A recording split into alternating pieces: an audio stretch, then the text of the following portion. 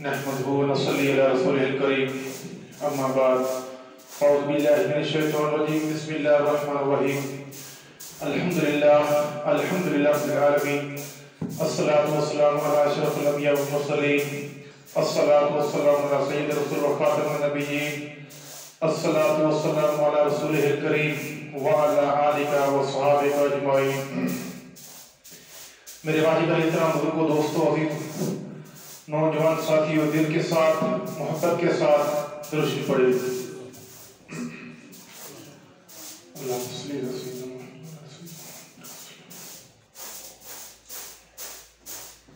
मेरे भाई बुजुर्गों, दोस्तों, अल्लाह रब्बुल इज्जत का बहुत बड़ा करम हुआ, फजल हुआ कि अल्लाह की ज़ात ने जुम्मे की नमाज के लिए अपने घर में बुलाया। अल्लाह ताला से दुआ है कि अल्लाह की ज़ात मुझे गुनहगार की आप सब नेक लोगों की हाज़िरी अपनी बारगाह में कबूल मंजूर फरमाए। इस जुम्मे की बरकत से अल्लाह की ज़ात जितने गुनाह हो चुके हैं अल्लाह की ज़ात माफ़ फरमाए। जो भी इंसान अल्लाह रब्बुल इज़्ज़त जिस इंसान से राज़ी होते हैं उस इंसान को अल्लाह रब्बुल इज़्ज़त अपने घर में आने की तौफीक अता फरमा दे। तो अल्हम्दुलिल्लाह, मैं और आप इस वक्त अल्लाह के घर में हैं। अल्लाह के यहाँ सबसे ज़्यादा पसंदीदा जगह है वो मस्जिद है। अल्लाह के यहाँ सबसे जो महबूब जगह है वो मस्जिद है, और अल्लाह के यहाँ सबसे जो नापसंद जगह है वो बाजार। तो इस वक्त अल्हम्दुलिल्लाह अल्लाह के घर बैठे हैं। दुआ करें कि अल्लाह की ज़ात मुझे गुनहगार को हक बात कहने की तौफीक अता फरमाए, कि जो हक बात कही जाए अल्लाह ताला सबको अमल करने की तौफीक अता फरमाए। तो मेरे भाई बुजुर्गों, दोस्तों, हम दुनिया में आए हैं, क्यों आए हैं, इसका मकसद क्या है, किस लिए हम अल्लाह ताला ने इंसान बनाए, किस मकसद के लिए? अल्लाह रब्बुल इज्जत ने जन्नत बनाई, दोज़ख भी बनाई, और अल्लाह रब्बुल इज्जत देखना ये चाहता है कि कौन बंदा क्या करता है, क्या दुनिया में अमल करता है। अगर मेरे भाइयों ये इम्तिहान की जगह ना होती, अगर अल्लाह रब्बुल इज्जत देखना चाहते, हुक्म करते हैं, तो एक भी बेनमाजी ना होता, एक भी रोजा छोड़ने वाला ना होता, एक भी दाढ़ी कटाने वाला ना होता। नहीं, अल्लाह रब्बुल इज्जत ने इख्तियार दिया है, मुझे भी इख्तियार है, आपको भी इख्तियार है। अच्छा करो, बुरा करो, कोई रोक टोक नहीं, जो मर्जी करो, जो दिल चाहे वो करो।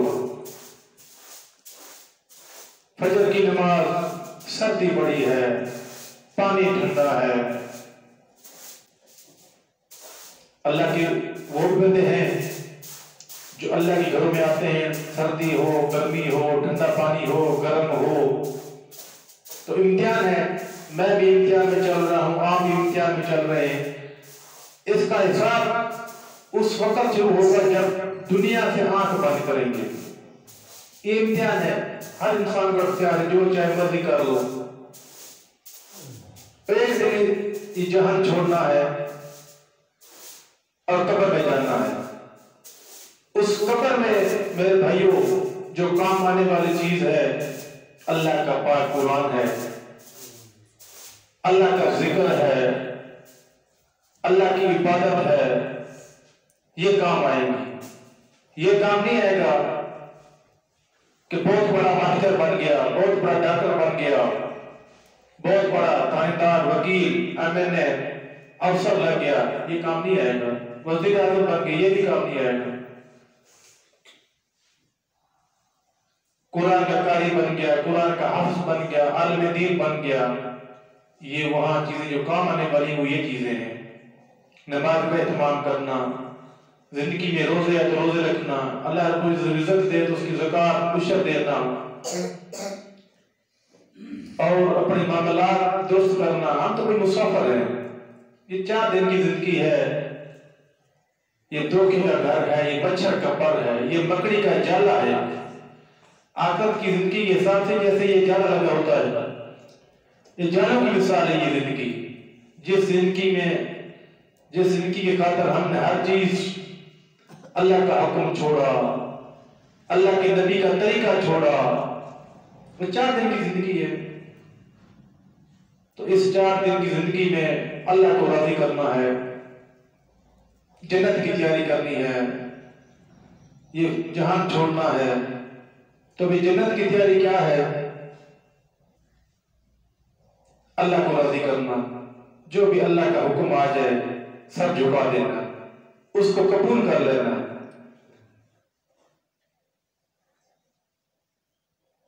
तो ये हर नबी की दावत ला इलाहा इल्लल्लाह, ला इलाहा इल्लल्लाह, हर नबी यही दावत देता आकर कि मखलूक से हटाकर अल्लाह की तरफ ला इलाहा इल्लल्लाह और अल्लाह की तरफ हर चीज नफे नुकसान का मालिक एक अकेला अल्लाह है और अल्लाह की तरफ ला इलाहा इल्लल्लाह, औलाद देने वाला, जिंदगी मौत देने वाला, बीमारी शिफा देने वाला, अकेला अल्लाह, इल्लल्लाह, सिर्फ अल्लाह और अल्लाह की तरफ। तो मेरे भाई बुजुर्गों दोस्तों, ऐसे सिलसिला चलता रहा और ये जो कलमा है ये इतनी बड़ी दौलत है मेरे भाइयों कि एक इंसान के पास सोने का घर हो, चांदी का घर हो, मोतियों का, उसके पास चढ़ने के लिए अच्छे से अच्छी गाड़ी हो, लेकिन उसके पास अगर ये ला इलाहा इल्लल्लाह मुहम्मद रसूलुल्लाह नहीं, तो ये इस जैसा कोई फकीर और गरीब इंसान कोई नहीं है। आखिर मरने के बाद तो ये हमेशा के लिए दोज़ख में जाएगा जो कलमे के बगैर है। तो अल्हम्दुलिल्लाह हम मुसलमान हैं, हम मुसलमानों के घर में पैदा हुए हैं। बाप मुसलमान था, दादा मुसलमान था, माँ मुसलमान थी, नाना मुसलमान था, मुसलमानों के घर में पैदा हुए। इसमें ना मैंने कोई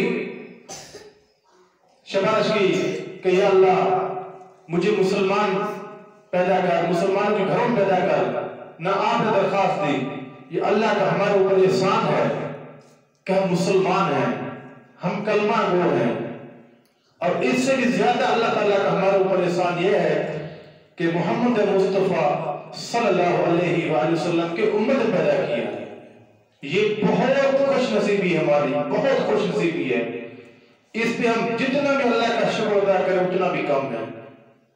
और अल्लाह रब्बुल इज्जत ने कुरान पाक में, हदीसों में नबी सल्लल्लाहु अलैहि वसल्लम जो ये फरमाया कि अल्लाह रब्बुल इज्जत ने इंसान बनाए, मुसलमान पैदा किया और आंखें दी, हाथ दिए।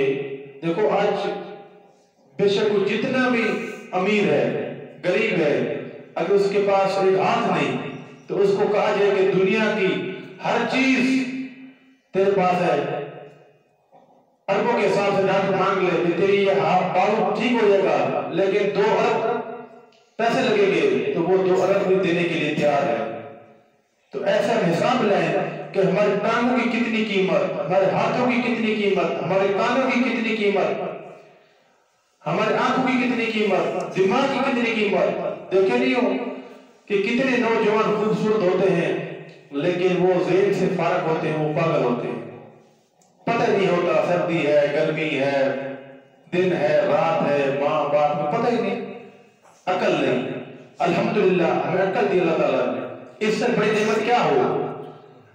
कितने लोग देखें आंखें होने के बावजूद नजर नहीं पड़ती। तो ये कितनी बड़े अल्लाह ताला का हमारे ऊपर एहसान है कि अल्लाह ताला ने आंखें दी हैं।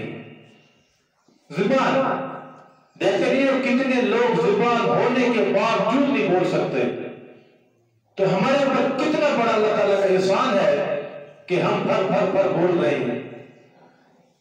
और कितने लोग देखते नहीं कि कान होने के बावजूद वो नहीं सुनते। मुझे और अल्लाह ताला ने बगैर कोई पैसे मांगे, बगैर कोई दरखास्त दी, बगैर कोई लालच हाथ भी दिए, पाँव भी दिए, कान भी दिए, आंखें भी दिए, हाँ जी, जुबान भी दी, हर चीज दी अल्लाह ताला ने। एक चीज का मिसाल और कितनी कितनी कीमत है। तो इससे बड़ा कोई मालदार हो सकता है भाई? उससे जाकर पूछो जिसकी एक टांग नहीं, आंखें नहीं, सुन नहीं सकता, देख नहीं सकता, पकड़ नहीं सकता, उससे जाकर पूछो भी तेरे आंखों की, अगर तेरी आंखें ठीक होती इसकी कदर कितनी है। तेरे पास तेरी टांगे नहीं, अगर तेरी टांगे होती तो तेरा कितना कदर पड़ता, उससे पूछ वो इतना इन चीजों से वो परेशान है। हमारे पास तो अल्हम्दुलिल्लाह हर चीज है, तो हम मुसलमान हैं मेरे भाइयों बुजुर्गों। तो ये ला इलाहा इल्लल्लाह मुहम्मद रसूलुल्लाह ये दुनिया में इतना ये कीमती, क़यामत के दिन अमाल नामे खुलेंगे तो एक आदमी का अमाल नामे तोले जाएंगे तो उसकी बुराइयां ज्यादा होगी, नेकियां कम हो जाएंगी। तो अल्लाह रब्बुल इज्जत फरमाएंगे कि इसके गुनाह ज्यादा है, नेकियां कम है, लेकिन ये पर्ची इसके नेकी की तरफ, नेकी वाले पलड़े में रखो तो फरिश्ते कहेंगे यार नहीं पर्ची से क्या बनेगा, ये तो फर्क ही बहुत ज्यादा है, बहुत फर्क है, पर्ची का क्या है, कितना वजन होगा। अल्लाह रब्बुल इज्जत फरमाएंगे रखो तो सही।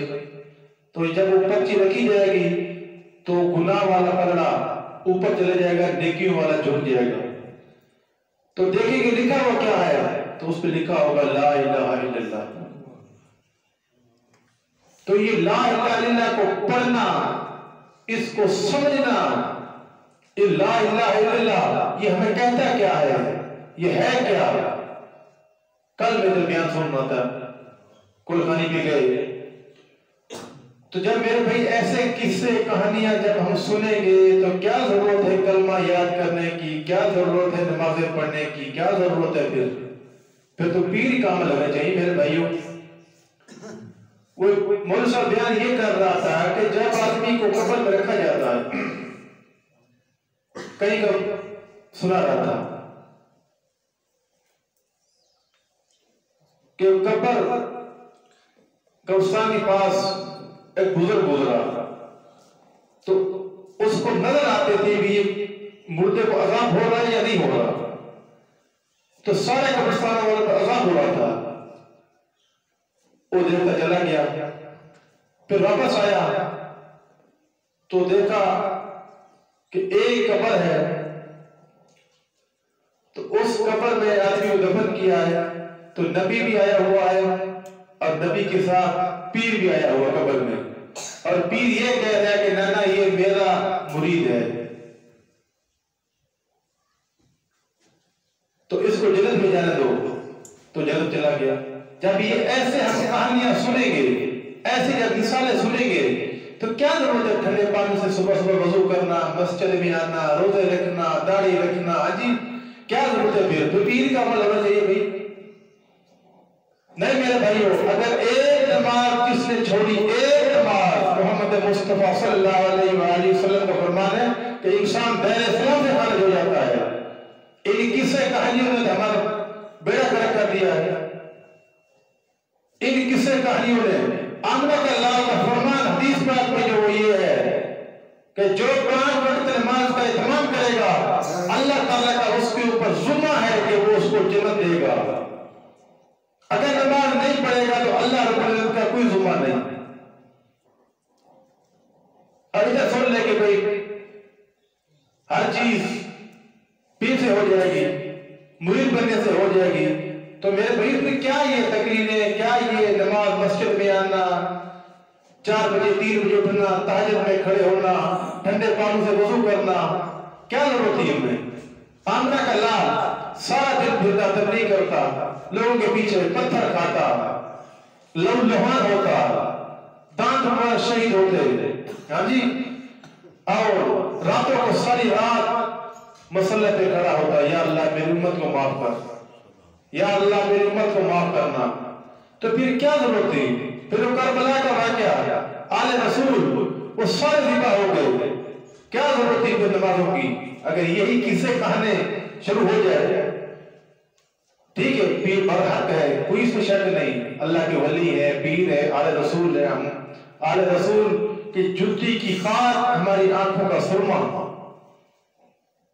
अल्लाह का शान। अल्लाह ताला कुरान पर कहता है, फरमाया कि जो मेरे किसी वली से बुग़्ज़ कर रखेगा तो मैं उस वली की तरफ से अल्लाह जंग करूंगा जो मेरे वली के खिलाफ बात करेगा, कोई बुरा भला कहेगा। फरमाया कि जो वजू करके मस्जिद की तरफ आए उसके ईमानदार होने की गवाही दे दो। जो भी वजू करके मस्जिद की तरफ आ रहा है उसके ईमानदार होने की गवाही दो। कि ये आदमी ईमानदार है। किसका फरमान है? मोहम्मद मुस्तफा सल्लल्लाहु अलैहि वसल्लम का। फरमाया कि वली क़यामत का दिन होगा, क़यामत का दिन नबियों के सूफे लगे होंगे, बड़े बड़े आलीशान जगह होंगी, और शोहदा इकराम जो शहीद हो चुके हैं, सहाबा इकराम के बड़े बड़े कुर्सियां इनके सजी होंगी, कली बिछे होंगे लोग। और कोई ऐसे लोग भी होंगे, ना नबी होंगे, ना रसूल होंगे, ना शहीद होंगे, ना सहाबा होंगे, और वो बहुत आलीशान जगह पर बैठे होंगे। तो लोग वो देखेंगे कि ये कौन है, ये कौन हस्ती है भाई? ना नबी, ना रसूल, ना सहाबा, ना शहीद, ना हाफिज, ना कुरान का आलिम, ये कौन है? तो आवाज आएगी कि ये अल्लाह के वली हैं। ये कौन है? अल्लाह के वली है।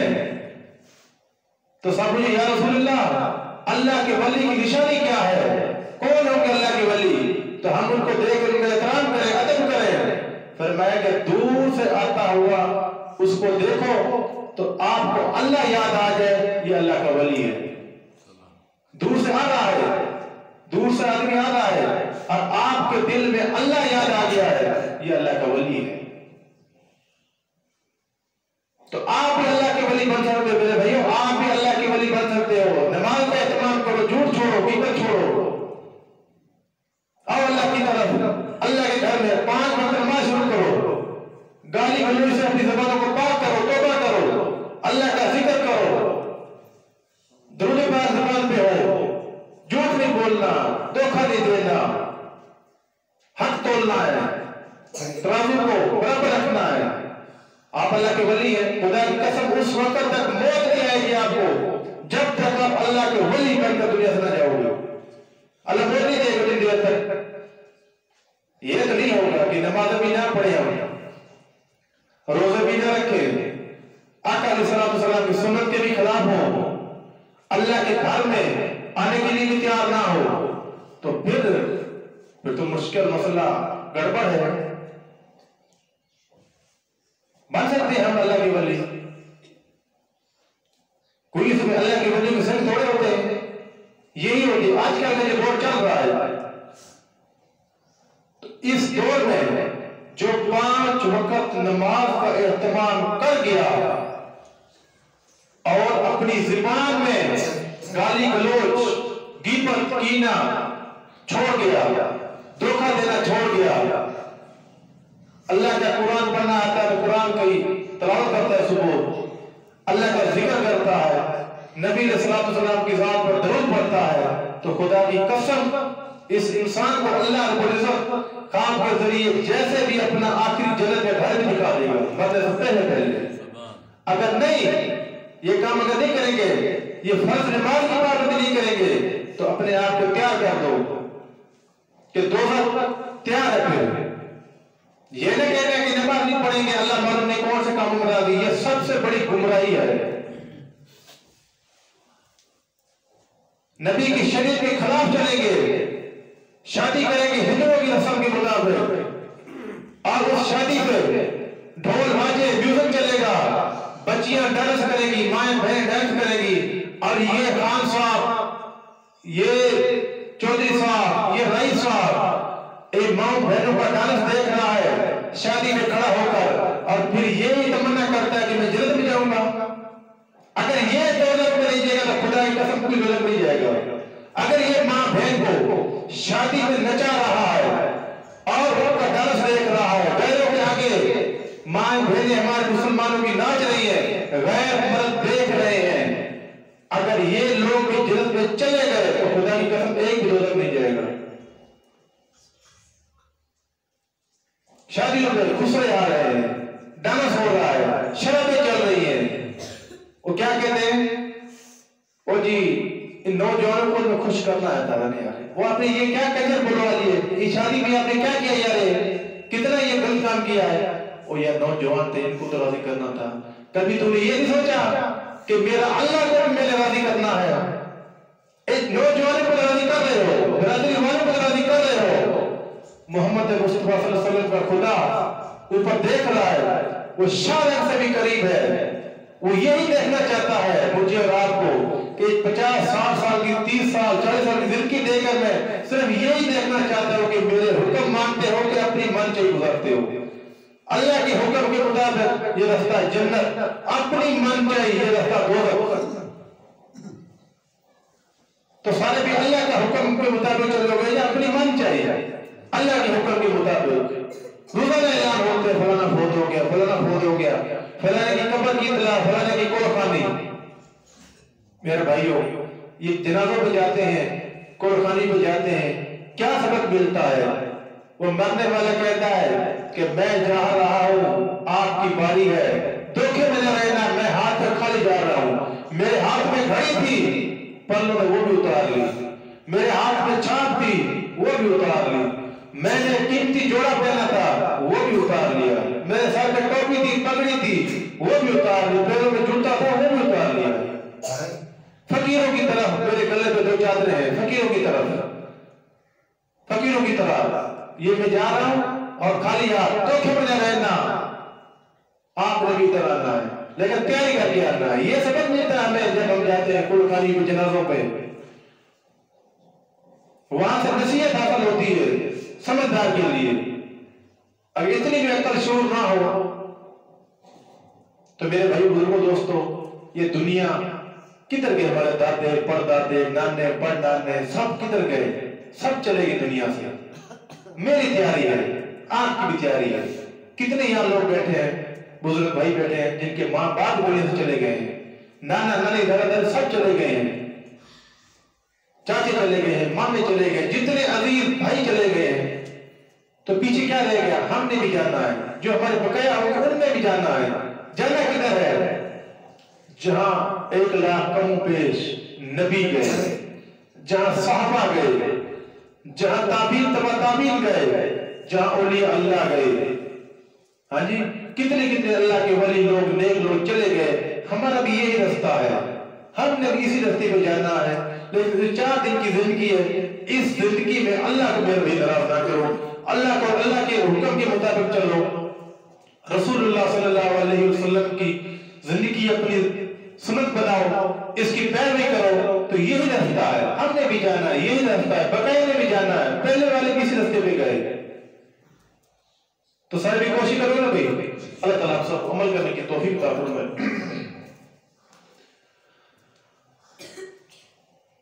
हज़रत अनस बिन मालिक रज़ियल्लाहु ताला अन्हु फरमाते हैं कि इल्म हासिल करो, अगर चाहे चीन तक जाना पड़े, कि इल्म तलब करना हर मुसलमान पर फर्ज है। हज़रत अबू हुरैरा रज़ियल्लाहु ताला हुज़ूर अकबर सल्लल्लाहु अलैहि वसल्लम का इरशाद नकल फरमाते हैं कि दीन बसीरत हासिल करने से बढ़कर कोई इबादत नहीं। और एक फिकिया शैतान पर 1000 आफतों से ज्यादा भारी है कि इल्म जो पढ़ने वाला, इल्म सीखने वाला, हाफ़िज़ कुरान है, इल्म सीखने वाला, जो इल्म वाले लोग हैं, अल्लाह के यहाँ इनकी बड़ी कदर है, बड़ी शान है इनकी, हाफ़िज़ कुरान की और आलिम दीन की। अल्लाह के यहाँ इनकी इतनी कदर है, खुदा की कसम, हद से ज्यादा। आगे बढ़ते हैं। हर चीज का एक सतून होता है, पिलर होता है, हर चीज का एक सतून होता है, और दीन का सतून फिका है। एक रिवायत में है कि अहल बसरा में बहम मुज़ाकरा होने लगा। बाद ने कहा कि इल्म माल से अफजल है, और बाद ने कहा कि माल इल्म से अफजल है। कई जगह बहस होगी, तो कहने लगे कि माल अफजल है, कोई कहने लगे इल्म अफजल है।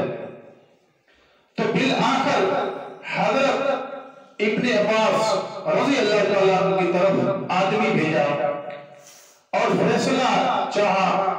तो आप रज़ियल्लाहु ताला ने इरशाद फरमाया कि इल्म अफजल है। कासब बोला, जो पैगाम पूछने के लिए गया था, कासब बोला कि अगर लोगों ने ये दलील मांगी क्या कहूं? जब वापस जाकर बताऊंगा अभी इल्म अफजल है, तो लोगों ने उन पूछे भी वजह, तो मैं क्या उनको कहूंगा? आप रज़ियल्लाहु ताला ने फरमाया कि कह देना कि इल्म अंबिया अलैहिस्सलाम की विरासत है, नबियों की विरासत इल्म है। और माल तो फिरौन, नमरूद, अबू जहल की विरासत है। ये उनको दलील देना कि इल्म आलिशान है, नबियों का पेशा है, साहबा का पेशा है, औलिया अल्लाह का पेशा इल्म सीखना। और माल कमाना तो ये फिरौनों का काम है। माल भी कमाना है, इल्म भी सीखना है।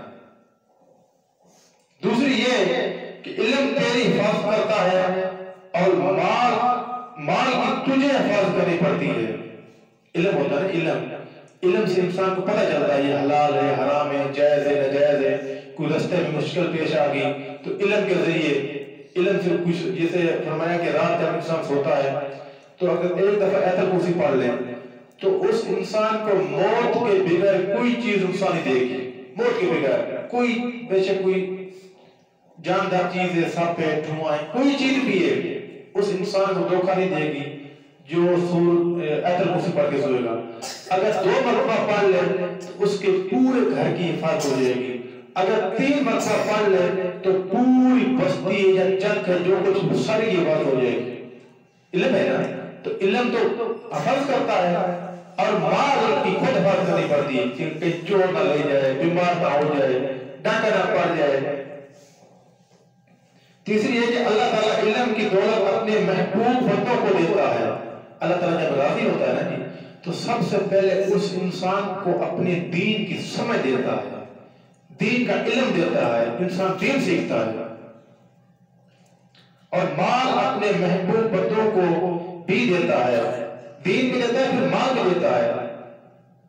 और गैर महबूब लोगों को भी, बल्कि जिनसे मोहब्बत नहीं होती, उन्हें बहुत माल देता है। जैसे कुरान पाक में इरशाद बारी ताला है कि जिसका तर्जुमा ये है कि और अगर ये बात ना होती कि सब आदमी एक ही तरीके पर हो जाए तो लोग अल्लाह ताला के साथ कुफर करते हैं। इनके लिए इनके घरों की छतें हम चांद की तरह बना देते। अगर ये फर्क ना हो ना जन्नत का, दोज़ख का, मुसलमान काफिर का, तो हम तो इतना इनको माल दे देते हंस जाते। चौथी ये कि इल्म खर्च करने से कम नहीं होता। एक आदमी किसी इंसान को नमाज सिखाता है, कलमा सिखाता है, तो ये थोड़ी कि कलमा खत्म हो जाएगा या नमाज सिखाता है तो नमाज खत्म हो जाएगी, नहीं। जितना सिखाओगे उतना आपको ज्यादा फायदा मिलेगा। जितना कुरान पाक को पढ़ोगे, दूसरे को पढ़ाओगे, आपको ज्यादा फायदा होता जाएगा, इल्म बढ़ता जाएगा। माल कम होता है, इल्म बढ़ता है, माल कम होता है। पांचवा ये कि मालदार मरता है तो उसका तस्करा खत्म हो जाता है। मालदार पैसे वाला मरता है, खत्म हो जाता है। और आलम फौत हो जाता है तो उसका तस्करा बाकी रहता है। छठी ये कि माल वाला मर जाता है, साहिब इल्म जिंदा हो जाते हैं। सातवां ये कि साहिब माल से एक एक दरहम का सवाल होगा, मालदार से भी एक एक रुपए का हिसाब होगा। इसलिए फरमाया कि ये गरीब जो लोग हैं ये 1500 साल पहले जन्नत में जाएंगे। और ये भी याद रखना, गरीब भी हो और जालिम ना हो। गरीब है, कभी मिली कभी ना मिली, कभी भूखी सूखी मिली, गिली मिली, खाया सर्दी में गर्मी में, जैसा अल्लाह पर राजी हुआ अल्लाह की बात करता रहा। अगर ये गरीब होने के बावजूद अगर अल्लाह की नाफरमानी की, गरीब होने के बावजूद अगर अल्लाह की नाफरमानी की तो इसको डबल गुनाह होगा, डबल पकड़ में आएगा। फरमाएगा अल्लाह रब्बुल इज्जत कि मैंने इनको तो माल दिया था, ये तो माल के हबस में ये ऐसी लोग करने शुरू हो गए, तेरे पास तो था भी कुछ नहीं, तू गरीब होने के बावजूद तू ये जुल्म करता रहा। तो इसलिए जो गरीब है उसका दर्जा ज्यादा भी है, और अगर उसकी आदतें खराब हुई तो उसकी पकड़ भी ज्यादा है। इस चीज का क्या खास ख्याल करना। हज़रत उमर रज़ी अल्लाह अन्हु फरमाते हैं कि एक आदमी घर से निकलता है तो उसके ज़ुम्मे निहायत वादी पहाड़ों के बराबर गुनाह होते हैं। फिर वो जब वो इल्म की कोई बात सुन लेता है, जैसे हम आए मस्जिद में, अल्लाह के घर में जुम्मे का दिन है, अल्लाह के नबी के फरमान सुन रहे हैं, दीन सुन रहे हैं, तो जब ऐसी बातें लोग सुनते हैं तो उसके दिलों में नरमी आती है, अल्लाह का खौफ आता है, अल्लाह की खौफ की वजह से इंसान डरता है, तो अल्लाह ताला उसके गुनाह माफ़ कर देता है। जब वो इल्म की कोई बात सुन लेता है और अल्लाह का खौफ महसूस होता है, गुनाहों से तौबा करता है, तो इस हाल में घर में लौटता है जैसे इस पर कोई गुनाह बाकी नहीं रहता। लिहाजा कभी भी उलमा की मजलिस से अलहदा ना रहो कि अल्लाह ताला उलमा की मजलिस से ज्यादा कोई कतरा टुकड़ा भी रूए जमीन पर शराफत वाला नहीं बनाया। ये जो उलमा की महफिल होती है, दीनदारों की महफिल, अल्लाह फरमाते हैं कि इससे बेहतर कोई और महफिल नहीं। एक जगह नेक लोग की महफिल थी, तो अल्लाह ताला ने हुक्म दिया अपने नबी को कि जो फलानी जगह आपके सहाबी बैठे हैं और वो अल्लाह का जिक्र, मेरा जिक्र कर रहे हैं और आप उनके साथ जाकर बैठे। तो अल्लाह के नबी गया, देखा बैठे कहीं, तो अल्लाह के नबी ने फरमाया, हदीस पाक का मफ़हूम है कि आप किस लिए बैठे हो, क्यों बैठे हो यहाँ? तो फरमाया, या रसूल अल्लाह, अल्लाह का जिक्र कर रहे हैं। अल्लाह का जिक्र कर रहे हैं, बाकी अल्लाह का जिक्र कर रहे हैं, और तो नहीं कुछ। तो कि या रसूल अल्लाह का जिक्र कर रहे हैं, दीन सीख रहे हैं। फरमाया कि अल्लाह ताला आप लोगों को देखकर बहुत खुश हो रहा है और अल्लाह ताला ने मुझे नबी को हुक्म दिया है कि इनके साथ जाकर बैठो। एक ऐसी महफिल अल्लाह के जिक्र की, तो अल्लाह रब्बुल इज्जत फरमाते हैं कि ये लोग फरिश्तों से पूछते हैं क्यों बैठे हैं, तो वो फरिश्ते कहते हैं, या अल्लाह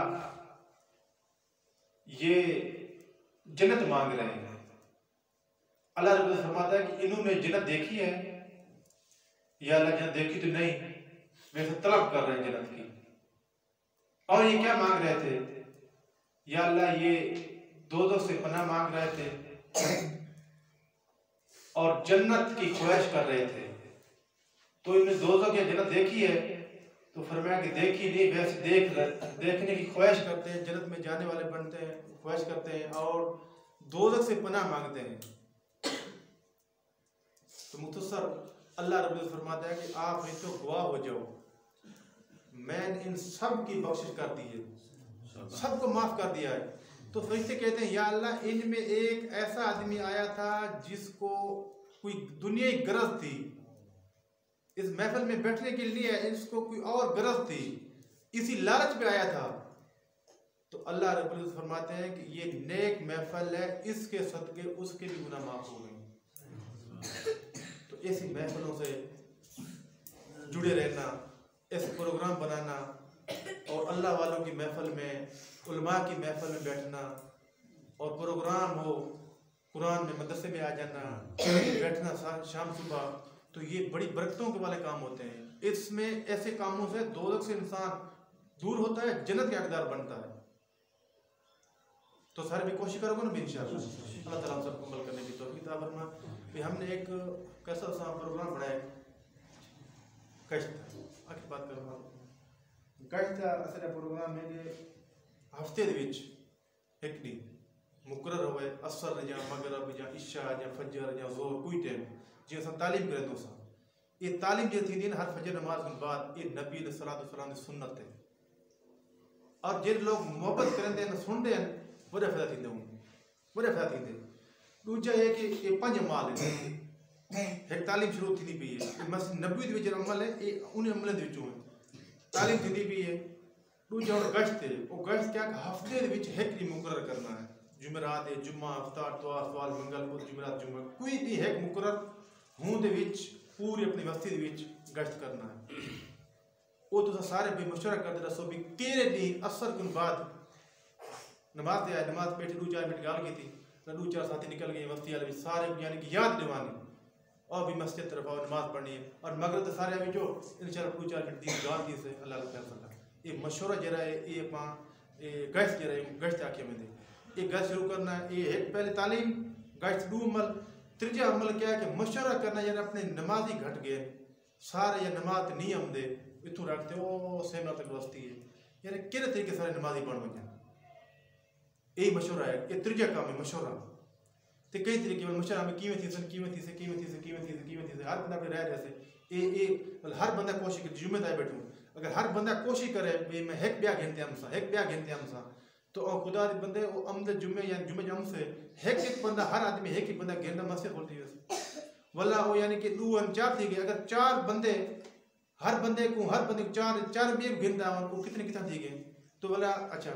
पंजवा क्या है कि मस्जिद को रोजाना टाइम देना 2.5 घंटे रोजाना मस्जिद को, यानी कि असर मगरब लाजमी मस्जिद बाना असर कर मगर हर बंदा तो कोशिश करे असर कर मगर मैं कम पा के दें हूँ थोड़ा यार हूँ कर वेंदा अज हूँ कर गया कल हूँ कर गया ये क्या थोड़ा बहुत दीन वाले पास यार मस्जिद टाइम देना। और ये 4 थी कि पंजवा क्या है कि जी तालीम थी मस्जिद विच फजर की बाद सारी ये तालीम हर घर होनी चाहिए, हर घर के तो 5 मिनट बाद 10 मिनट बाद हर घर के तालीम ये 5 अमल है। सारे भी कोशिश कर सुन भाई अपन मशवरा करते आखिरी काल से बंद करें ये मशवरा दसो भी अपना गश्त जरा ये भाई ना कोई फिरका वारी जुम्मा पाक में वाला बात है और ये तरह को साल दिखा दो यार इस साल दिखा दो ब्रेक की मेन गल खराब है साल की जल्दी या चलो